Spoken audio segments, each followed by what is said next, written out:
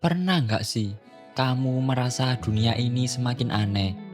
Yang salah bukan lagi yang melanggar, tapi yang berani menegur. Zaman dimana tamparan jadi isu nasional, tapi ngerokok di seragam putih abu-abu dianggap keren. Lucu ya, dulu kalau kamu ketahuan merokok di belakang toilet sekolah, nasibmu sudah jelas. Guru BK datang, telingamu dijewer, pipimu disapu pakai tangan kanan. Terus disuruh lari keliling lapangan 10 kali. Besoknya kamu datang lagi ke sekolah dengan pipi bengkak, tapi semangat hidup masih utuh. Dan gak ada satupun orang tua yang protes, karena buat mereka itu bukan kekerasan, tapi pendidikan. Tapi kenapa bisa begini? Apa yang berubah? Dunia atau cara kita menafsirkan pendidikan? Selamat datang di Indonesia tahun 2025, di mana sopan santun bisa dikritik, tapi ngerokok pakai seragam putih abu-abu dianggap keren.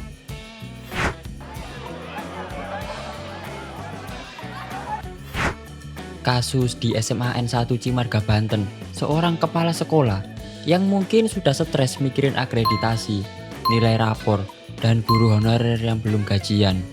Tapi tiba-tiba harus ngurus satu murid yang merokok di sekolah. Dan entah karena emosi atau refleks, tangannya mendarat di pipi sang murid. Tamparan satu biji, boom, berita nasional. Rapat mendadak, kepala sekolah dinonaktifkan. Media sibuk nulis, guru melakukan kekerasan. Buntut kepala SMA Negeri 1 Cimarga menampar siswa yang merokok di lingkungan sekolah. Wakil Gubernur Banten Dimyati Natakusuma menonaktifkan kepala sekolah tersebut.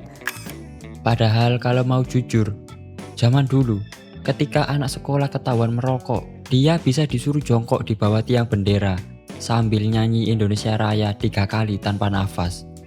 Dan gak ada yang nangis, gak ada yang nuntut ke polisi. Yang ada malah sadar diri, pulang ke rumah, diam-diam nyembunyiin bungkus Surya 12 di bawah kasur. Tapi yang paling lucu, justru bukan tamparannya. Yang paling lucu adalah reaksi massal setelahnya. Ratusan murid lain ikut mogok belajar. Katanya solidaritas. Tapi kalau ditanya, kamu ngerti masalahnya? Banyak yang jawab, nggak tahu, pokoknya dukung. Pemirsa, ratusan siswa SMA Negeri 1 Cimarga, Kecamatan Cimarga, Kabupaten Lebak, Banten melakukan aksi mogok masuk sekolah. Satu tamparan, ratusan siswa libur berjamaah. Sekolah kosong, media rame, dan di luar sana, dunia kerja menatap geli. Beberapa netizen menyarankan agar HRD perusahaan ikut memblacklist lulusan SMA N1 Cimarga. Wah, hati-hati ya kalau rekrut anak Cimarga, bisa-bisa kalau ditegur malah demo.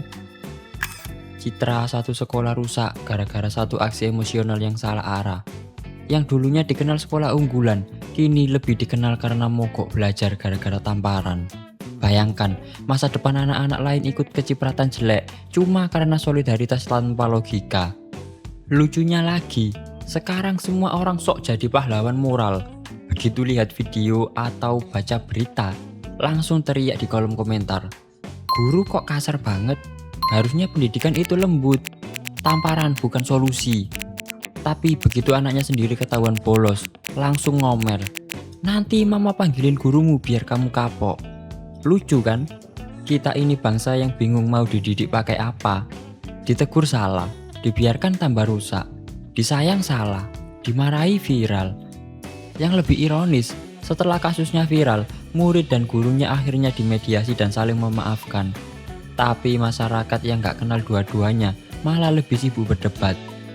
Yang satu bilang, guru harus tegas, kalau enggak murid makin nakal. Yang lain bilang, itu pelanggaran HAM, kekerasan fisik di sekolah nggak boleh. HAM? Wah, kalau zaman dulu pakai logika HAM, semua guru zaman 90-an udah dipenjara bro. Karena dulu penggaris kayu itu kayak senjata pemusnah massal di ruang kelas. Ada murid tidur, plak. Ada yang ngobrol pas pelajaran, dor. Ada yang nggak bawa buku, ngacung tangan, maju ke depan, disuruh jongkok sampai bel istirahat. Tapi anehnya, dari semua itu, nggak ada yang trauma. Yang ada malah jadi orang. Sekarang, baru ditatap sinis aja udah bilang, aku dibully. baru ditegur udah bikin story di WA. Guru aku toksik. Generasi kita ini terlalu halus buat realita, tapi terlalu keras kepala buat dinasehati.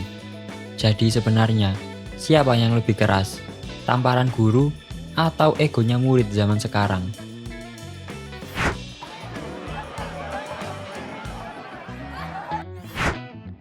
Saya nggak bela siapa-siapa, saya nggak dukung gurunya, dan saya juga nggak nyalain muridnya.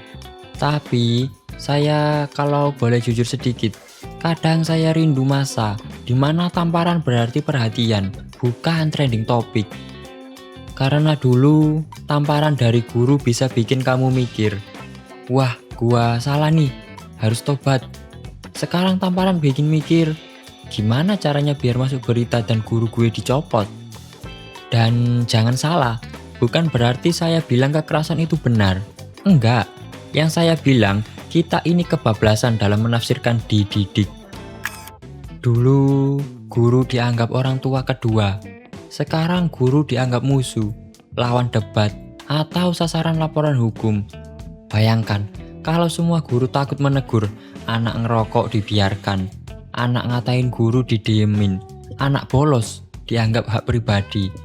Nanti kita punya generasi yang pinter ngebantah, tapi nggak bisa nerima teguran. Pinter ngomel, tapi nggak tahu malu. Lucunya, setelah semua ini ribut, akhirnya murid dan guru di SMA N1 Cimarga saling maaf-maafan juga. Tapi publik masih ribut, padahal yang terlibat udah damai.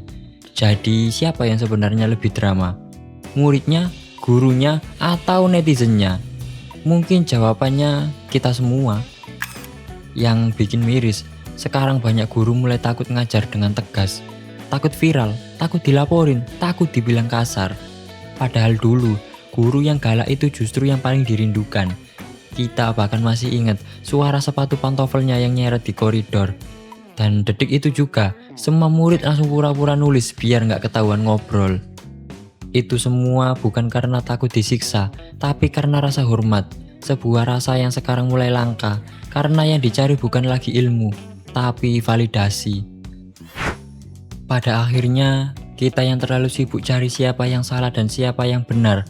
Tapi lupa, kalau sekolah itu bukan cuma tempat belajar rumus dan teori, tapi tempat belajar untuk menjadi manusia. Karena kalau tiap kali murid salah, gurunya nggak boleh negur. Dan tiap kali guru negur, muridnya langsung lapor polisi. Maka dunia pendidikan kita akan berakhir seperti sekarang ini. Ramai di berita, tapi kosong di akhlak. Jadi, buat kamu yang nonton ini dan masih percaya bahwa tamparan guru itu kejam, coba ingat lagi, siapa yang ngajarin kamu hormat pada orang tua? Siapa yang pertama kali marah waktu kamu nyontek? Dan siapa yang tetap ngoreksi PR kamu meski gajinya telat 2 bulan? Kalau mereka sedikit emosional, mungkin bukan karena benci, tapi karena masih peduli. Tamparan itu mungkin berbekas di pipi, tapi kadang bisa jadi awal dari perubahan. Yang penting, jangan terlalu tipis kulitnya, dan jangan terlalu keras juga egonya. Karena pendidikan itu bukan soal siapa yang benar, tapi siapa yang masih mau dibenarkan. Terima kasih telah menonton video ini sampai selesai. Jangan lupa like, komen, dan subscribe. Dan ya udah gitu aja.